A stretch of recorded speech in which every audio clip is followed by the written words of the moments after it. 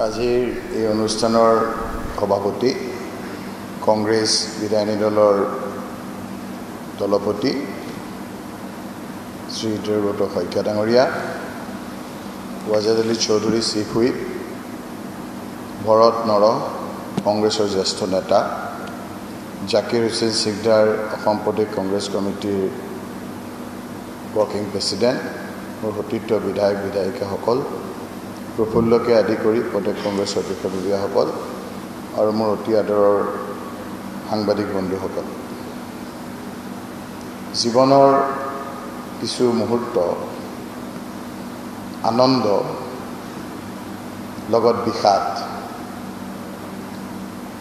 যদিও মোৰ এই MP হৈ কংগ্ৰেছে দিয়া নতুন দায়িত্ব পালন কৰোঁতে আনন্দ হৈছে, কিন্তু আনন্দ বেছি নে বিষাদ বেছি সেই কথাটো এতিয়াও মই নিৰূপণ কৰিব পৰা নাই। কাৰণ 2001 চনত দেৱব্ৰত শইকীয়াই কোৱাৰ দৰে যিদৰে প্ৰত্যাহ্বানৰ সন্মুখীন হৈ মাননীয় সেই সময়ৰ মুখ্যমন্ত্ৰী তৰুণ গগৈ ডাঙৰীয়াই আমাক 1 বছৰ বিধায়ক হোৱাৰ পাছতেই মন্ত্ৰীৰ দায়িত্ব দিছিল।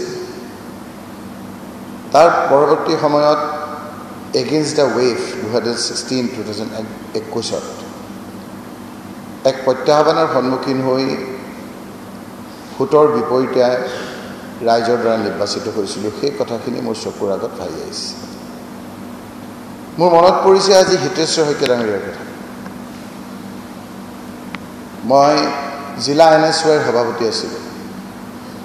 কোনোদিন ভাবা নাছিলোঁ সাধাৰণ সম্পাদক আছিলোঁ NSYৰ ৰাজ্যিক। কোনোদিন ভাবা নাছিলোঁ যে প্ৰদেশ NSYৰ সভাপতি হ'ম। মই চুটিকে ক'ব লাগে, আজি দীঘলীকে ক'ব লাগিলে সুবিধা পালোহেঁতেন। মোৰ চকুৰ আগত ভাহি আহিছে। মুখ্যমন্ত্ৰী হৈ থাকি সেই সময়ত হিতেশ্বৰ শইকীয়া ডাঙৰীয়াই দিল্লীলৈ গৈ দিল্লীৰ NSY হিতেশ্বৰ শইকীয়াৰ নিচিনা এজন মুখ্যমন্ত্ৰী NSY all India Congress committee all India NSYৰ সভাপতিক মাতি আনি মোৰ ৰাজনৈতিক জীৱনৰ NSYৰ ৰাজ্যিক সভাপতি দিবৰ কাৰণে তেওঁ খাটনি কৰি ধৰিছিল আৰু মোক মাতি আনি সেইদিনাই কৈছিল যে তোমাক মই NSYৰ সভাপতি হিচাপে ৰাজ্যিকৰ দায়িত্ব দিব খুজিছোঁ।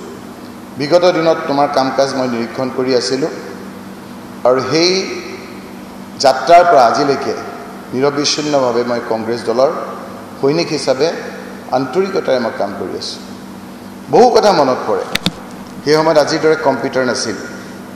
এই দেৱব্ৰত শইকীয়াই সেই সময়ত দিল্লীত বহি বিভিন্ন ধৰণৰে কম্পিউটাৰ কৰি আজিৰ মুঠা বহুত নেতাক আজিৰ পৰ্যায়লৈ অনাৰ ক্ষেত্ৰত যথেষ্ট সহায় কৰিছে।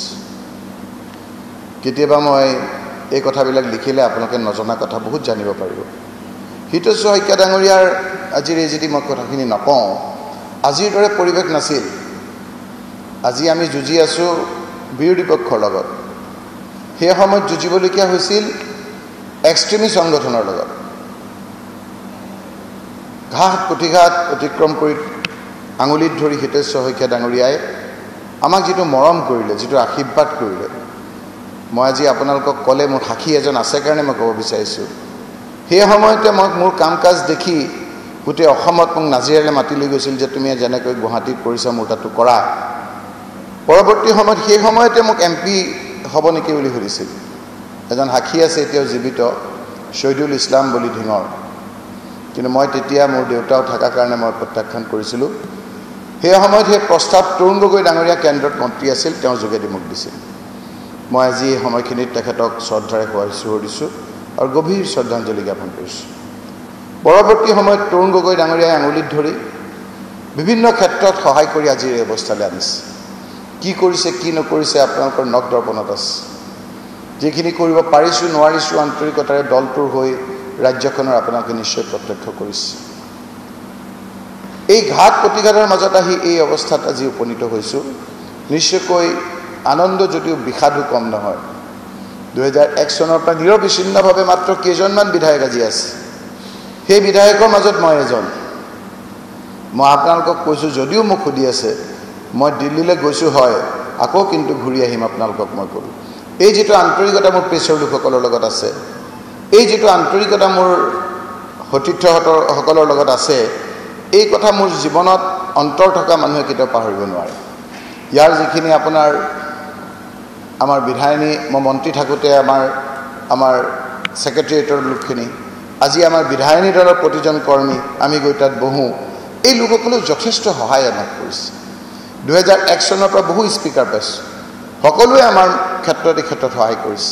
মই আজিৰ অধ্যক্ষ বিশ্বজিৎ দৈমাৰী ডাঙৰীয়াকো মই ধন্যবাদ জনাইছোঁ যে বিভিন্ন সময়ত আমি কথা কোৱাৰ ক্ষেত্ৰত আমাক যথেষ্ট সহায় কৰিছে, সেই ক্ষেত্ৰত মই ধন্যবাদ জনাইছোঁ। বিধায়িনী দলৰ দলপতি দেৱব্ৰত শইকীয়া ডাঙৰীয়াই বিগত প্ৰায় আজিলৈকে 8টা বছৰ নেতৃত্ব দিছে, আমি সকলোৱে একেলগে যুঁজিছোঁ আৰু আমাৰ সীমিত সংখ্যক বিধায়ক বিধায়িকাৰ যোগেদি কি কৰিব পাৰিছোঁ নোৱাৰিছোঁ ৰাইজে দেখিছে। তাৰে ফলশ্ৰুতিত আমি বিভিন্ন ক্ষেত্ৰত আমাক ৰাইজে আঁকোৱালি লৈছে। আজি আপোনালোকে চাইছে, মই চৰকাৰকো মই ধন্যবাদ জনাইছোঁ বিভিন্ন ক্ষেত্ৰত যে আমাক বহু ক্ষেত্ৰত আমাৰ কথাবিলাক তেওঁলোকে ৰাখিছিল। আজি আপোনালোকে জানি সুখী হ'ব যে আজি ৰাহুল গান্ধী ডাঙৰীয়া, জিতেন্দ্ৰ সিং ডাঙৰীয়া, প্ৰিয়ংকা গান্ধী ডাঙৰীয়ানী, আমাৰ সভাপতি মাল্লিকাৰ্জুন খাৰ্গে ডাঙৰীয়া, আমাৰ সোনিয়া গান্ধী ডাঙৰীয়ানীয়ে যেতিয়া গোটেই ভাৰতবৰ্ষত সমীক্ষা চলাইছিল, সেই সমীক্ষাত যেতিয়া ধুবুৰী লোকসভা সমষ্টিত মোৰ নামটো উচ্চাৰিত হৈছিল, সেই সময়ত প্ৰথমে মই অনিশা প্ৰকাশ কৰাটো সত্য, কিন্তু পৰৱৰ্তী সময়ত ৰাহুল গান্ধী ডাঙৰীয়াই কৈছিল যে এটা অপশক্তি নকওঁ, এটা শক্তিক নাশ কৰিবলৈ হ'লে তোমাৰ প্ৰয়োজন আছে, তুমি দলৰ এই ৰিকুৱেষ্টটো মানিব লাগে। মই একে উপাহতে বিনা দ্বিধাই এজন সৈনিক হিচাপে, এজন আপোনাৰ শৃংখলাবদ্ধ সৈনিক হিচাপে মই মানি লৈছিলোঁ। পৰৱৰ্তী সময়ত এই সমীক্ষা আমাৰ সঁচা হ'ল আৰু সেই সঁচা আজি ভাৰতবৰ্ষ আৰু আমাৰ গোটেই পৃথিৱীত ৰেকৰ্ড কৰিছে আমাৰ ভৰতনাম ডাঙৰীয়াই কোৱাৰ দৰে।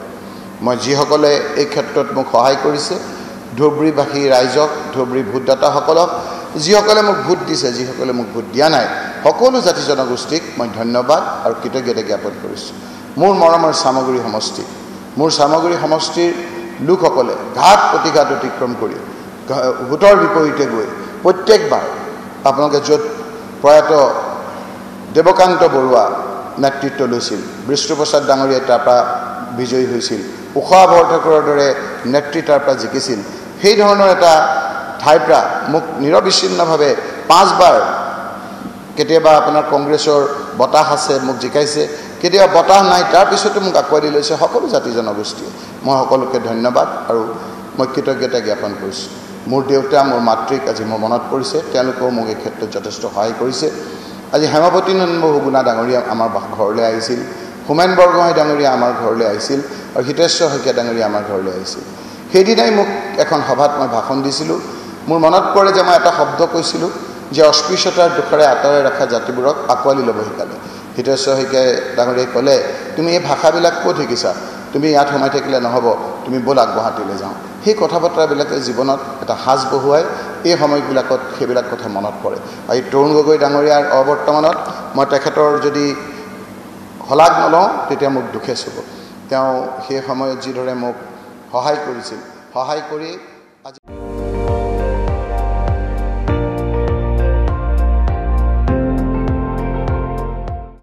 আপুনি চাই আছে ND24, সৰ্বশ্ৰেষ্ঠ নহয় সৰ্বোত্তমৰ দৌৰত।